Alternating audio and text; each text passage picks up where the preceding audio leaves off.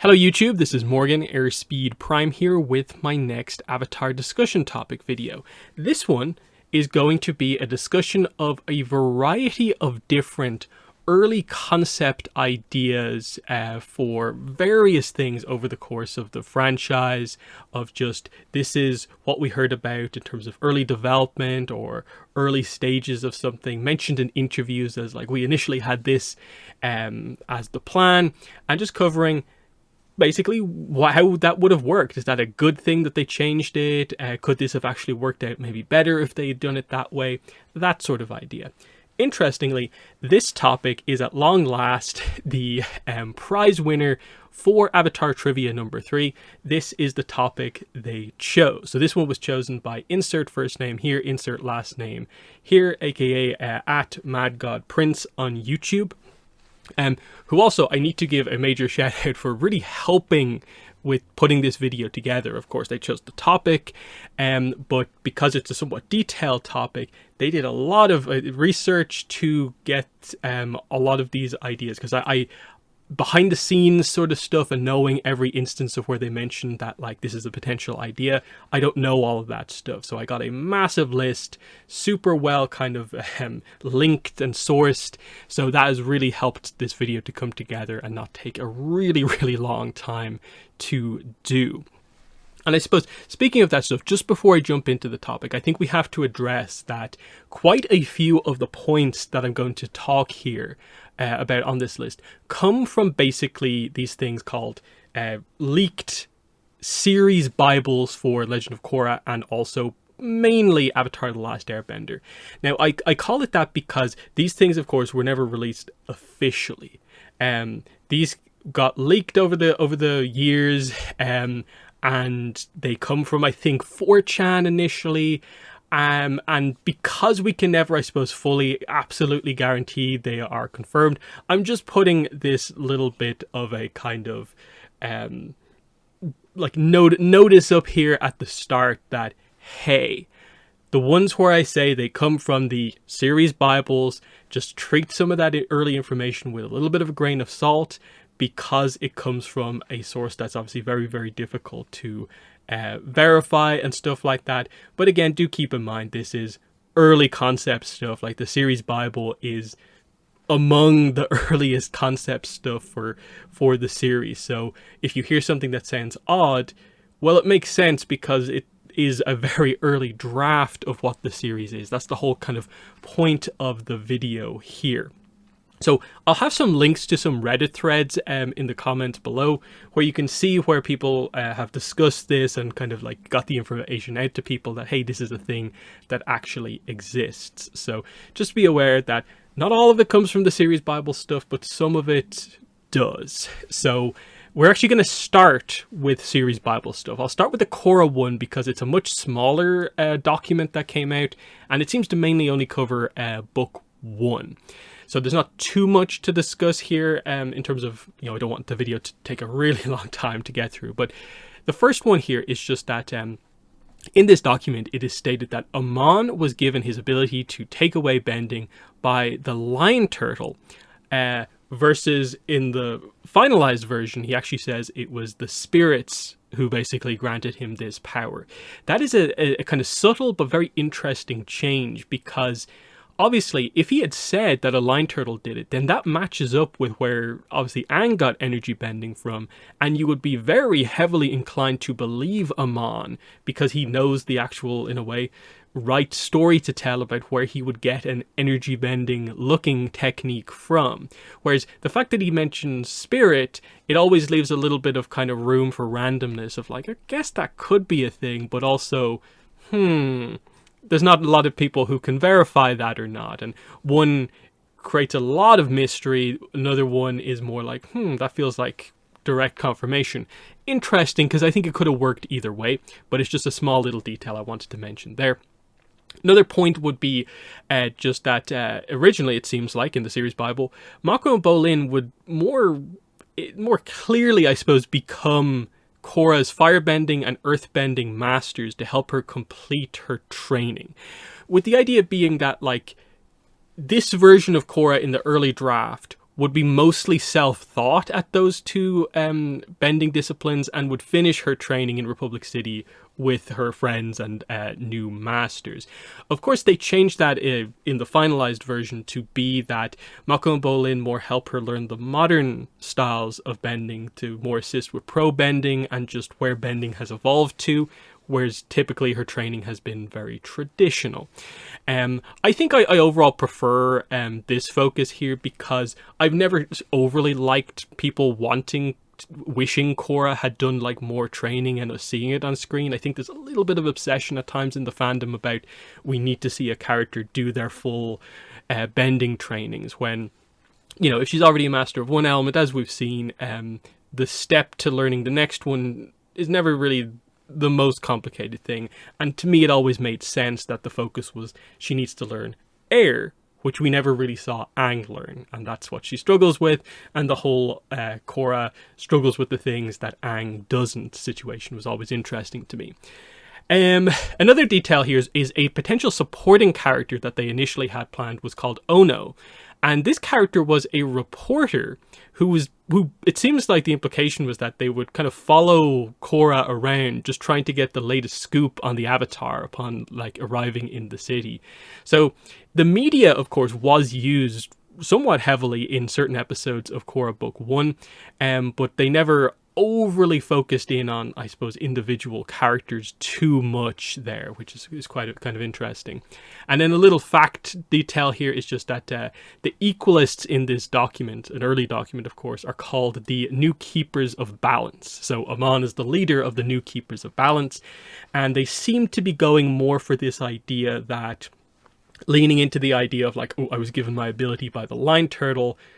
Basically, he's almost trying to go all in on the idea of I have been deemed better than the actual Avatar, which they hit a tiny bit in the final version, of course, but you can tell they were maybe going for something a bit bigger here, whereas they obviously later developed the whole equality, bender versus non-bender aspect, which I think works a little bit better overall. So that's the Korra stuff I wanted to bring up. Now we get into the Avatar series Bible, and there's a lot of stuff here because this document is like 32 pages long, though I believe we have confirmation somewhere that I think the creators said the full thing was like 65 pages, and there's some weird complexities about like what's going on there. But anyway, again, take some of this with a grain of salt, but we'll get into this details. So the first one is actual, I think this is actually confirmed elsewhere as well as this document, but that the original plan was that the Avatar itself is the incarnation of the spirit of the planet. That was always the original kind of approach versus the kind of thing they eventually settled on, which was more of the, you know, reincarnated into the different nations, and that the spirit is just a spirit linked to the actual person's spirit, later of course revealed to be Rava, and the more focus on it being a spirit of kind of peace and light, rather than the specific connection to the planet. I believe, you know, the term Avatar directly is meant to be kind of like related to the planet itself, but for the franchise, I've always, I think, preferred the idea that the spirit that is at the center of the Avatar isn't inherently like connected to basically a physical thing. I like that Rava and Vatu, as like the ancient kind of all-powerful spirits, are spirits of, in a way, concepts, like rather than the spirit of this planet and locking it in that way. But that's just a minor kind of point. I think most people know that one.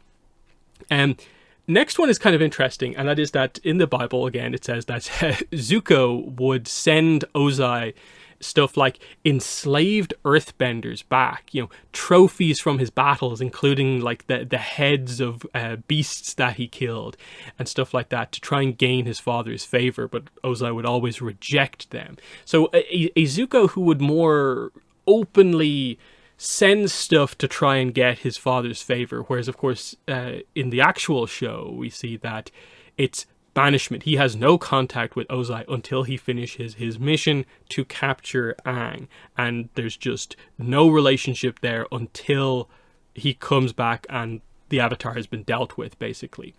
I think I prefer the way it ultimately goes, because I like the dynamic where a lot of the people around Zuko who know the situation, like Iroh, know that it is this kind of fool's errand. Like, the banishment is not really with the idea that like he will actually ever capture the Avatar. It's just, do your thing, Zuko, and let's see what happens, basically.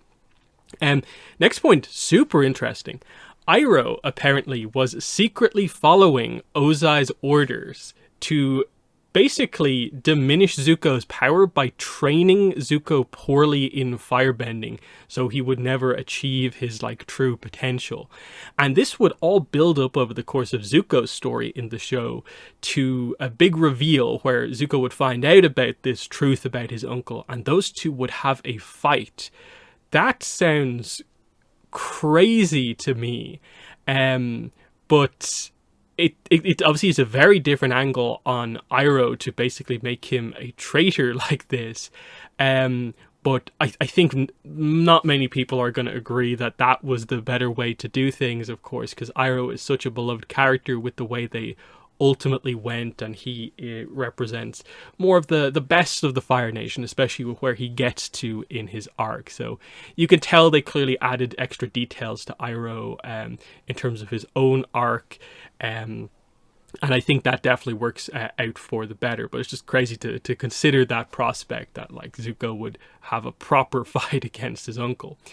Then some interesting kind of lore world building detail, which some of this stuff is definitely still present in the kind of canon lore, but it seems like quite heavy emphasis and focus on the idea that like each nation or element has a season of the year where they are more powerful, and during that season more benders of that particular nation would be born.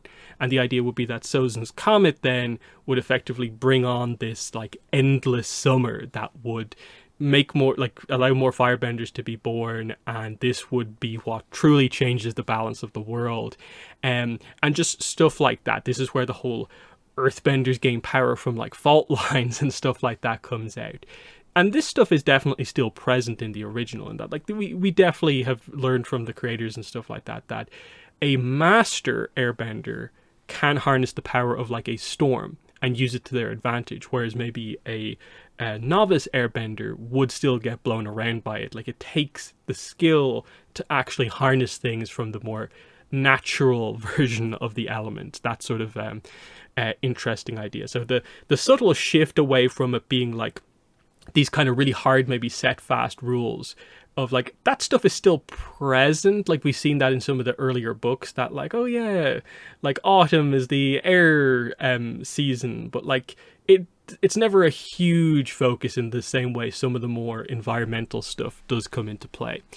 Another interesting detail here about Katara is that when she hears about Aang's backstory, the Storm backstory and how he ran away, she's actually really angry, versus in the actual show where she is very understanding.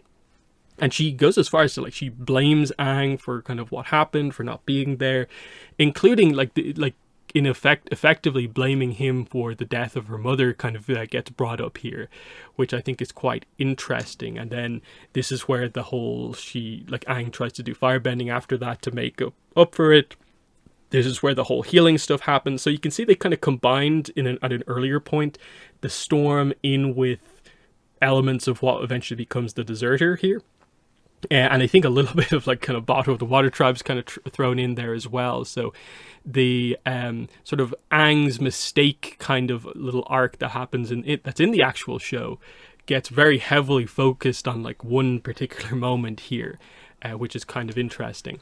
When it comes to the finale of Book 1, there's no Koizilla in the finale, and instead the finishing blow is basically Aang, Pakku, and Katara creating a water tornado, which basically immobilizes like all the ships by sending them kind of like crashing into ice.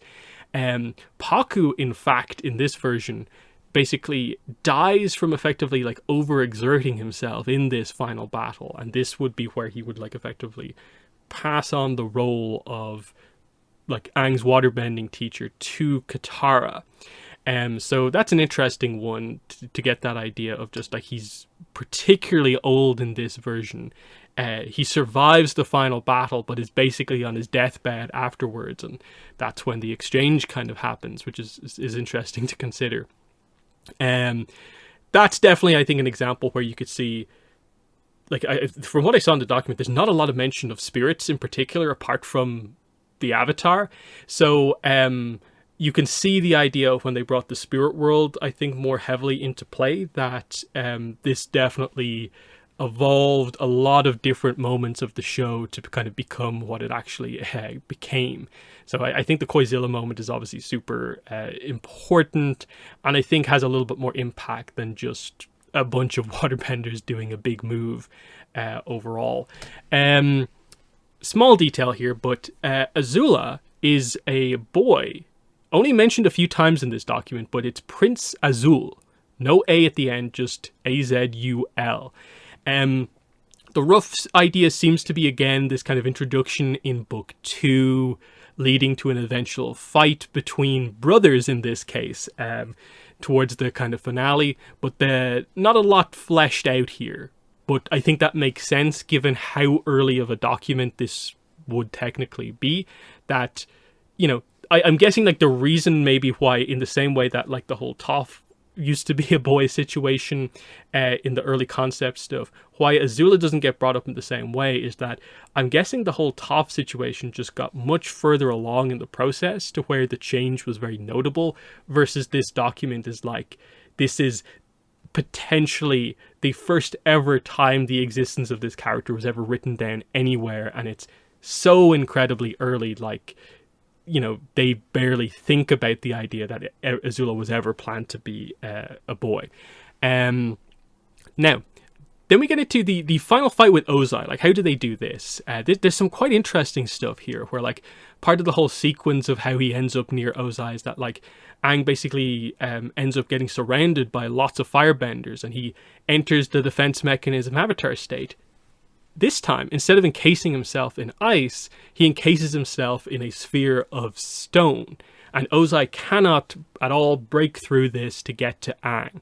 The comet then arrives, and this is what allows Ozai to break through to get at Aang. This is what finally starts the final fight. And interestingly, the way they have this play out is that Aang learns firebending by watching Ozai watching Ozai firebend. Aang learns on the fly over the course of the fight, incorporates his firebending skills into his own, and manages to basically best Ozai in the fight. The finale, the fight actually truly finishes, not by Aang killing Ozai, but he still takes Ozai's bending away. That seems like it was always there, and I think they've said that in interviews, that it was always the plan, that it was an Avatar unique ability that won Aang the day in the end. So you can see elements of that is clearly in the final version of like, Aang at one point in the fight does encase himself in effectively a sphere of stone. It's just not an Avatar state direct boy in the iceberg style reference, but it is funny that effectively it's a sphere of stone, and Ozai uses a comet firebending move to break him out of it. So that's quite interesting. But I definitely wouldn't be a huge fan of the whole Aang learns from Ozai in the middle of the fight. I much prefer the way it's actually done, where Zuko teaches him firebending and Aang goes into the fight able to firebend. I think a lot of people probably would have a little bit of an issue with the mastering basically an element in the middle of one fight. Just how you would get that across properly and make it come across as being in any way reasonable, I just think is a huge challenge and just reads weirdly. But otherwise, I think most of this seems okay, but I do much prefer the way it actually works in the final version. One of the kind of epilogue little moments that's mentioned here is that at the end, Aang actually leaves with Appa to search the world for any hidden airbenders who might have survived. So that's an interesting kind of little detail there. Whereas that is not even a potential kind of idea that kind of comes up. that in the kind of final version is more of a, like, we're still even in a way wondering, like, finding the other sky bison out there. But they had the open idea of, like, maybe what if he finds airbenders somewhere, is an interesting one.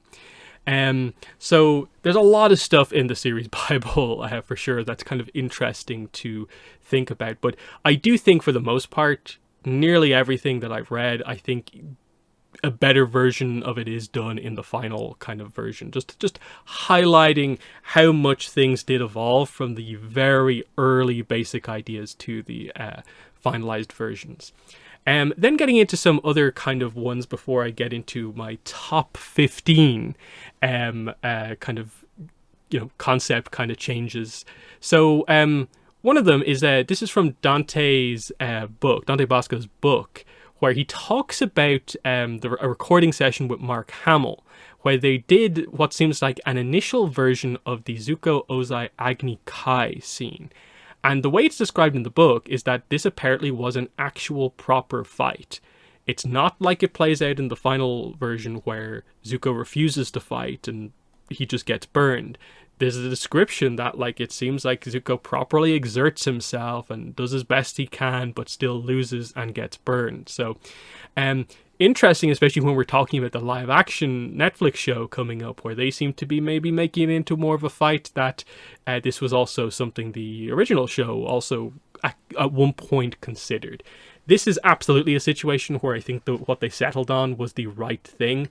I think tonally it is important that Zuko not attempt to fight back in this fight. It's an important character moment. It makes Ozai seem all the more cruel that he still burned Zuko, even though Zuko chose not to fight back. Next one here is in the animatic for the finale of Book 1, Siege of the North Part 2, we see that there's some alternate dialogue included here, where when Paku says, maybe he should start calling you Master Katara, Katara actually responds, and this isn't present in the final. To calling you Master Katara. But I'm not a master yet. You will be. Version, saying that, but I'm not a master yet. And Paku just says that, no, but in time you will be. And up until that time, you will still be a good teacher. So just highlighting that, like, you are so close to being a master, enough that I basically consider you that. But I suppose they just felt that in the end, the nuances here about what does it mean to be someone who is nearly a master versus actually a master is just not worth kind of getting upset really over, because either way, the idea is that, yeah, Katara progresses, and especially some of the later Book 2 stuff is really, truly incredible by the end. And, it's just that idea of, I think people try too much to distinguish, like, what it means to be a master in Avatar, whereas I think a lot of characters are probably at that master level, especially because of how skilled most of our young characters are in these shows. So I don't think that one is something that matters, like, too much. It's like a slight dialogue back and forth that I understand why you would cut that to just save a little bit of time, because either version gets across basically the same thing. Another kind of animatic sort of storyboard style moment here, but this one about 201, the Avatar state. Early storyboard clearly show that at one point they wanted to depict this scene visually as showing Aang sending earthbenders flying through the air while he's in the Avatar state. Whereas in the final version, most of what he actually does to the earthbenders is obscured by the dust, and it's just sort of kind of shown afterwards and in the aftermath and later on when Aang reflects on it that he has hurt these people, these earthbenders.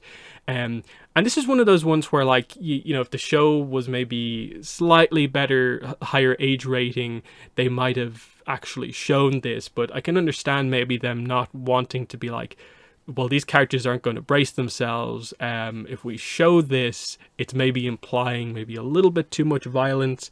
So that's maybe one where maybe they were being a little bit too cautious about it, because I don't think even the storyboards show that much. But I think the idea is definitely got across in the scene. It's not like the Avatar state scene doesn't work just because we don't see earthbenders hitting walls all over the place, I think it still works. Next one here.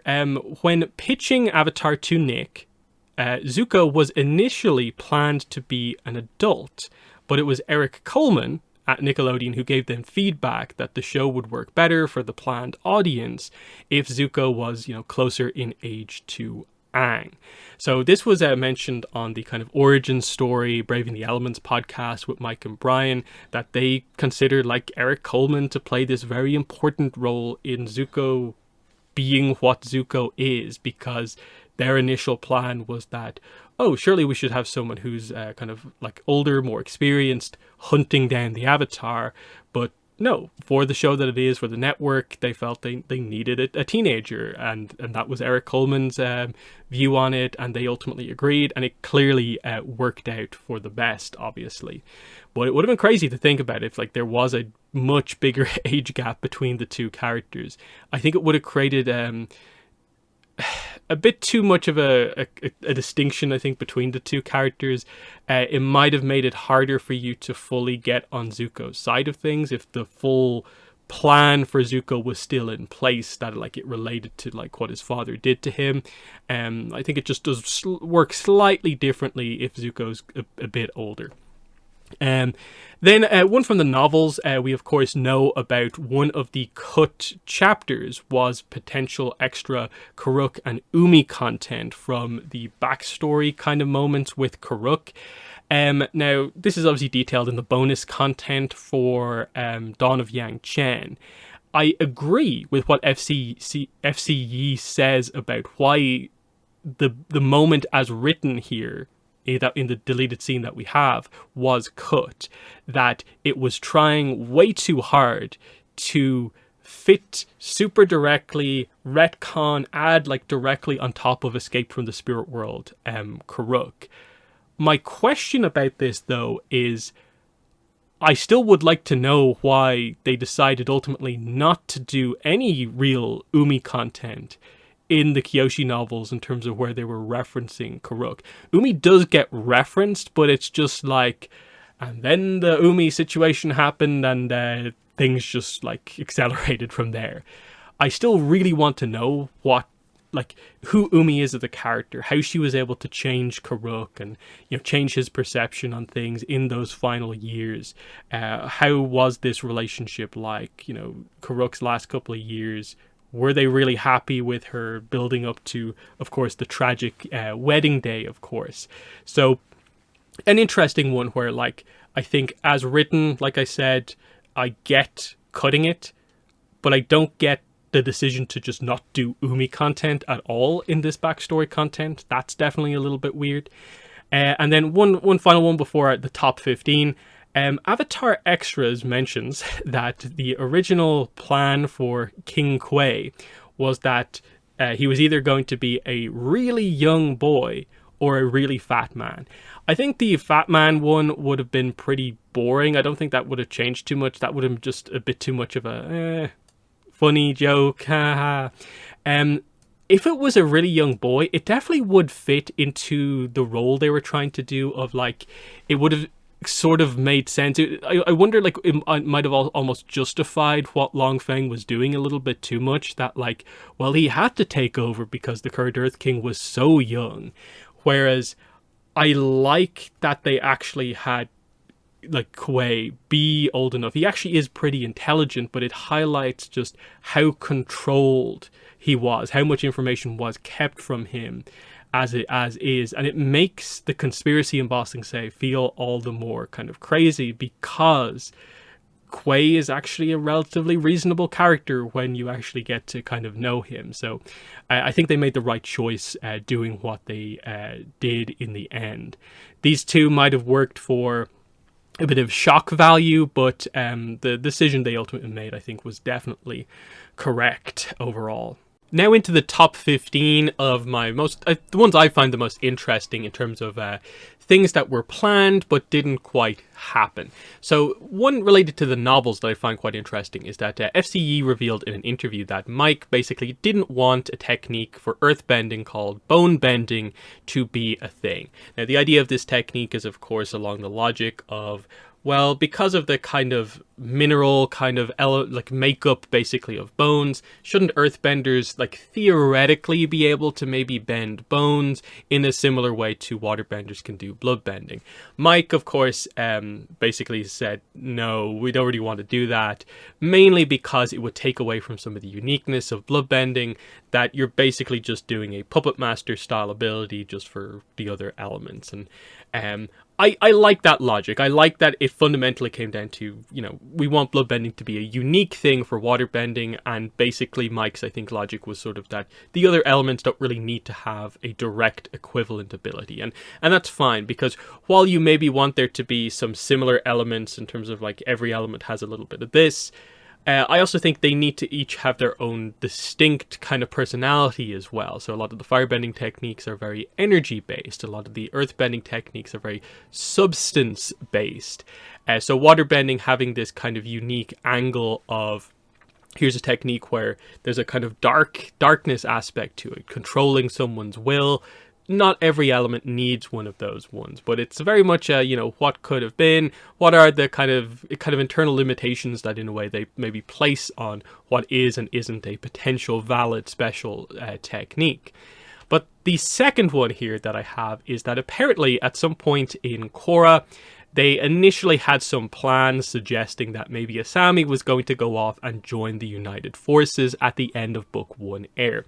So in one of the episode commentaries, they talk about this, that basically Asami's end of Book 1 plot, when they were more leaning in the direction of making her a villain, which we'll talk about a little bit later on, was that at the end she would go off with basically General Iroh and join the United Forces. And it's just an interesting concept for like, Asami very much seems to be a character who there are many different sort of what could have beens in terms of her arc. This is one of the ones where I'm like, I don't really feel that this one would necessarily have worked, mainly just because it seems like they eventually solidified quite a bit of what they wanted to do with her, and while I'll discuss later on some stuff that I maybe would have more agreed with, this I'm not quite sure. Maybe if Iroh was going to be more heavily involved as a character, this could have worked, but with the usage that they ultimately went with Iroh and the United Forces in general, I think this might have been very much relegating Asami to a kind of lower level within the story to do it this way. Next one here is, I think, a quite interesting one, again from an episode commentary here on Korra. They talk about how initially one of the plans was that there were 4 spirit portals instead of 2. So of course we know that they eventually settle on the idea that there's one in the north, one in the south, and then eventually at the end of Korra there's a third one that obviously happens in Republic City. But initially the plan was that there was one in each of like the air temples basically. And eventually, as you can see here as they go through the discussion, there was very much this discussion of like, what are we really doing here with all these different spirit portals? Do we need this many? And it seems like Brian came in and just brought them back to sanity here and just kind of clarified and confirmed it. 2 is okay to have. And I think that's fine. You can sort of tell in terms of elements of Book 2 that like, oh yeah, maybe they wanted to go across all the air temples and format it that way. But they didn't need to have it be, we go to this air temple, unlock this portal. The north-south dynamic, I think, worked quite nicely, as well as a way to kind of roughly explain why these portals hadn't been referenced before. Whereas if it was the air temples, I think there was more of a sense of like, how did we miss these things if they were in the air temples? That's probably another element of it as well. But just a fun, interesting one, given that I love the spirit mechanics and what could have been there. Next is from the comics. A potential idea for the North and South comic series was that initially there was a plan that Gilak's forces were actually a religious cult, and that their plan was actually that they basically wanted to effectively lead to Aang's death to get to the next water avatar sooner than possible, and this would have been the way that they really helped the South, that they were hoping to get like a southern water tribe avatar. And so they wanted to kind of eliminate Aang, basically. And this is obviously where they changed it from being more kind of a religious thing to being a political thing. And I think it was more appropriate for the story that they were going for. I will definitely say, I really like the concept of the villains. They don't inherently hate the idea of the Avatar, but they want the current Avatar to be from their own nation for their own kind of gain, whether political or whatever. That's actually a really interesting concept to me. So I'd actually like to see that kind of played with a little bit, because you definitely get bits and pieces of that in maybe some of like the novels, especially kind of with Kyoshi and kind of the way Janju maybe focuses on that, or that, like, you know, it's this kind of honor to be the one kind of in charge of the Avatar, and it brings kind of political clout with it, and it's just interesting. Then there's this really interesting one. This is, I think, from the Avatar Extras on, I think, episode 3 of the original series. So there's this note as one of them, and this is what it says, Avatar Trivia. And this is 3 in 1. All 3 of these, I think, are worth talking about. The writers almost did an episode based on the idea that Momo was the reincarnated monk Gyatso. Other stories idea that didn't make the cut include learning about Aang's parents and an entire episode where Sokka and Aang are handcuffed together. So the handcuffed together one is maybe not as like maybe interesting perhaps from maybe a lore or intrigue maybe perspective, but that sounds like a very, very fun dynamic for potentially like an early series episode. I'd maybe like a short comic story about kind of something like this happening. Just those two, this being a kind of bonding moment for them together. How do they get out of it? What actually breaks the handcuffs or unlocks them at the end? You can tell maybe it's a little bit like low key as a premise for an episode, in terms of there would have had to have, I guess, been other stuff happening maybe on the Zuko side of the story, but still a fun concept for a little fun story I think is interesting. The middle one there, learning about Aang's parents, is a super interesting concept, because of course, while to his story, his actual parents are maybe not super important just because of the way air nomads are raised at the temples, that like he had Gyatso as his kind of father figure, and because it's sort of they're raised kind of communally, there's an element of like all of sort of the adults like help to look after the kids, that sort of thing. But I think it would have been a cool little thing just to highlight like, what were the names of Aang's parents? How did they feel about this, knowing that they would have had to have known and kept out of it and kept this kind of a secret, but knowing that their child was the Avatar? There could have been just some very fun things. You just see the subtle storytelling maybe in the background of seeing, you know, what's going on, what were they like, how did they come together as like a couple. Obviously, will we ever get this? I'm not sure, but it's one of those things where just in the back of my head, I want to know what were the names of these two characters and what became of them, that sort of thing. And then the first one is probably the most interesting one overall, because it addresses this idea of like reincarnation outside of just the Avatar, which is basically, I think, how we have to accept how kind of life-death kind of works in Avatar, because again, the spirit world is not this afterlife situation, and everything else points to reincarnation effectively being how it works, that like spirits don't die. When they're destroyed, they change form, and because humans can become spirits, basically, separate the spirit from their body, spirits can take on a mortal form. It very much suggests this idea that like spirits, whether human or spirit, do just reincarnate overall. And this is part of why the Avatar cycle happens. It's just that Rava kind of attaches herself into it. So the idea that reincarnation is the general thing, it's just not known for most people. You wonder, like, how would they have gone about, like, revealing that? Is that just the audience would know this? Or would Aang find out that Momo is Gyatso's next life or something like that? It's an interesting idea in terms of just, I wonder how on earth would they actually get around to making that reveal actually come across? Like, how does that happen? I assume it's some sort of spiritual thing, that maybe Aang as the Avatar can see that kind of reincarnation style stuff in the same way that he has connections to his past lives, that sort of thing. But still, some interesting ideas here for sure. The next one here is just this interesting idea that some of the, especially the book one characters, were initially only planned to be in one episode. And it just goes to highlight that the whole show was not planned out at the same time. It evolved as it went on, and as they kind of talk about here in the art book sections for both Suki as well as Jet and some of the other freedom fighter characters, that what it took for these characters to anyway come back was, one, writers, artists, the creators themselves, but also the fans latching onto these characters, liking them enough to where they then decided actually that we need these to come back. And they liked Suki so much, of course, that they made her a member of Team Avatar at the end. And Jet, of course, ended up having a pretty significant arc in bossing Sei and in some of the more important sections of book 2. So you obviously kind of compare and contrast this idea of like these characters from the earlier episodes who came back versus characters like, say, the leaders of the two tribes in the Great Divide who didn't come back, as just, you know, the potential and the reception to characters determining who comes back or not. Next up, though, we have this interesting one, and I'd actually never heard about this before. I was linked to this article, and this is this interesting Polygon interview with Sifu Kisu, where he talks about one of the early concepts for The Legend of Korra as a series. So I'll just read it here. Korra, like the character, was not supposed to be an entire series. They actually wanted to do a series of mini shows based on the lives of different avatars. Korra was only going to be 12 episodes long, and she was going to lose her powers.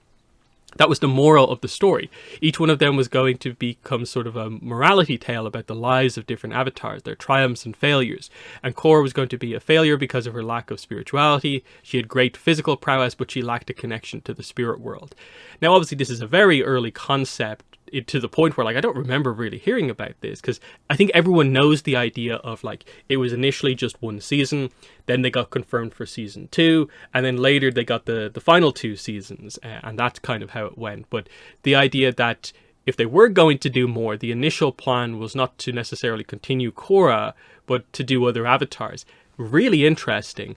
It obviously definitely could have worked, and especially I think as we go into Avatar Studios era, this is the sort of thing, a kind of anthology style show, that people I think would really love. It's just seeing animated versions of like different avatars and just telling small stories like this to get across their main ideas. Kind of like how they used like Aang's past lives in like Escape from the Spirit World, but just extended out so we learn more about the characters. So this is one of those ones where like cool to know about Korra, but also this is a great idea for a potential like spin-off show or something like that for Avatar Studios to maybe do. But just certainly an interesting one to consider. Then we should probably talk about the unaired pilot a little bit here. This is a very interesting one because it highlights this, I suppose, approach to the mechanics of the Avatar state that we ended up not really seeing in the show itself. So in the unaired pilot, towards the end, Aang activates the defense mechanism Avatar state on purpose by jumping off the statue he's fighting Zuko on top of, and it just activates. So he puts himself in danger on his own to make it activate. I get definitely why they avoided doing this as they went forward. They wanted to really create a gravitas around the Avatar state that it does only activate when you are put in true danger. And I think they didn't want to really frame like that sort of type of irresponsibility from Aang, that he's so much of a daredevil that he keeps doing this, that this is where maybe from like a kid show perspective, this is kind of setting the wrong example of like put yourself in danger and you'll get this benefit, whereas it should be a defensive ability when you don't put yourself in danger, but when other people put you in danger, that sort of thing. So just an interesting thing to think of just by the time they got to actually animating some stuff, the unaired pilot, there is still evolutions to be done on the show. Then we get into one of the really obvious ones that I think everyone knows about, and that is that obviously Toph initially was planned to be a male character, and that there was also in like the kind of initial kind of series Bible stuff this idea that this character, male Toph, would have been involved in a bit of a love triangle type situation with Aang and Katara potentially, and it would have kind of created some of the drama stuff overall. And you can see there's maybe little bits of elements of kind of Bolin maybe going on with this character as well. But obviously we know the story. Arani Haz was the one who was like, hey, what if we made Toph a girl instead? And of course Mike and Brian eventually realized, yes, this is the right move, and it's one of those really well-known stories of like a change that was made that, imagine it was the other way. Like it's kind of insane to actually think about here. But, you know, there's stuff like that across the whole series in terms of like, you know, looking at that series Bible in terms of what some of the initial ideas were and just how things do evolve from the early stages into what actually gets into the final kind of product, basically.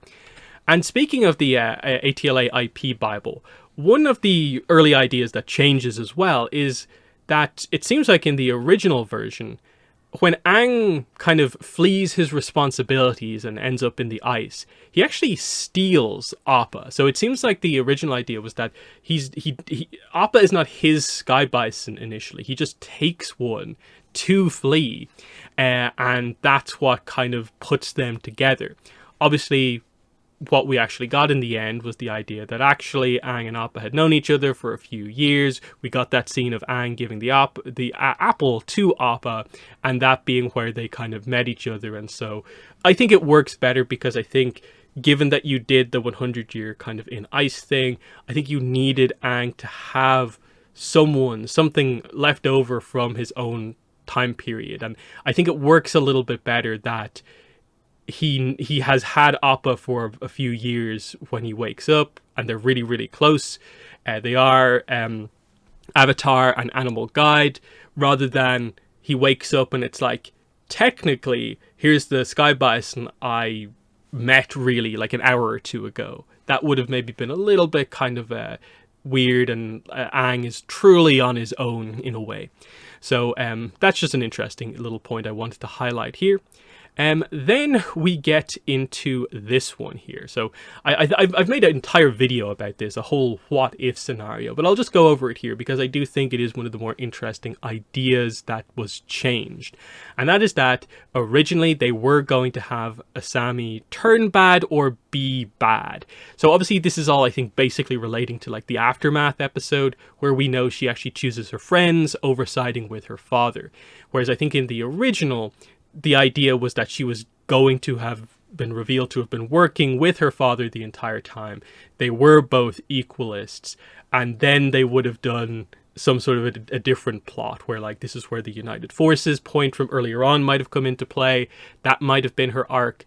My idea, kind of linking all this together to get the best out of Asami, would have been to basically use this, have her kind of be an equalist, but turn at the very end of book 1. Then into book 2, you have the character kind of struggling with that. This allows for more development of her making amends with her kind of friend group. Her, betrayal of everyone is what sort of breaks up some of the relationship drama stuff and makes that feel like a little bit better.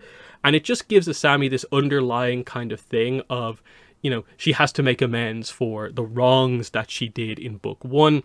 I love the Asami moment in 107 where she makes her big choice, but I think for the overall arc of the character and there being more there, I think there was maybe a little bit more potential with keeping her, like going with her being evil, at least for a little bit overall. But, don't want to spend all day here speculating about the what if scenario.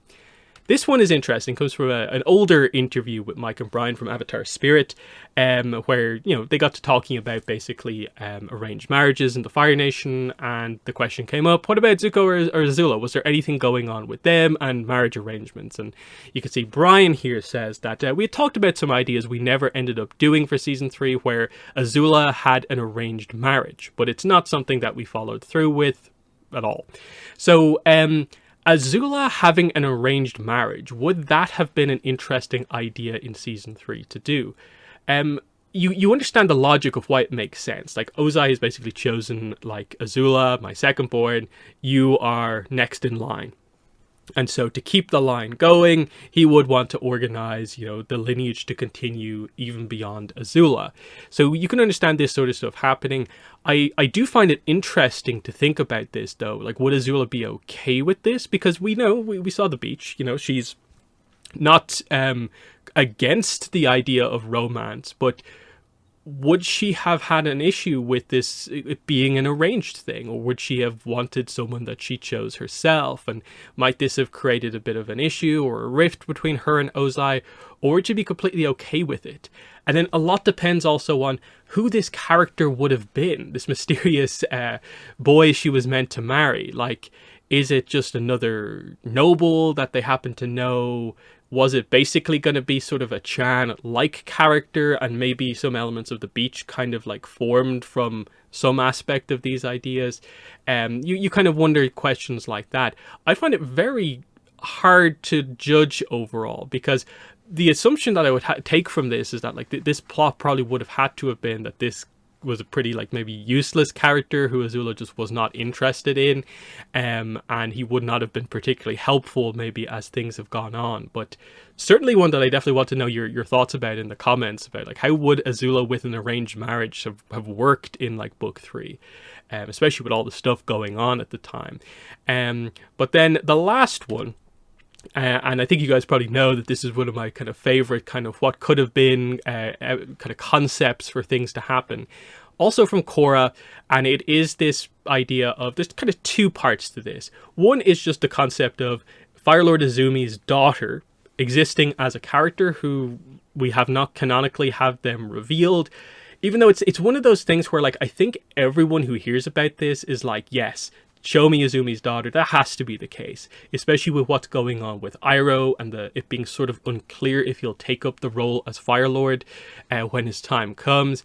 I think it would be really cool to have the daughter there able to fill in that role if Iroh doesn't want to become the next Fire Lord.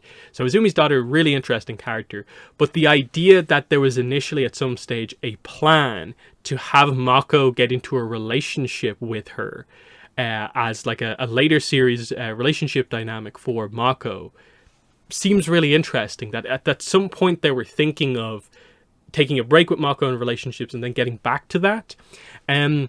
I think everyone has this idea of like, we really want to go to the Fire Nation in Korra time, and seeing Izumi's daughter is part of that dynamic, and potentially having Mako and her meet. It's just one of those ones where I think a lot of people, including myself, have latched onto this as like, yes, I really want to know this character. Sounds super interesting to know kind of what's going on there. So yeah, General Iroh's sister, of course. Like it's just an interesting concept to think about. But yes, that brings this video going over some kind of concept ideas that were initially planned but didn't happen. So obviously in the comments, let me know what your thoughts are on some of the ones that I highlighted here. Are there ones that I didn't highlight here that you know about, that you want to bring up? Definitely let me know in the comments below overall. But otherwise, that's been the video. Thanks for watching, and bye.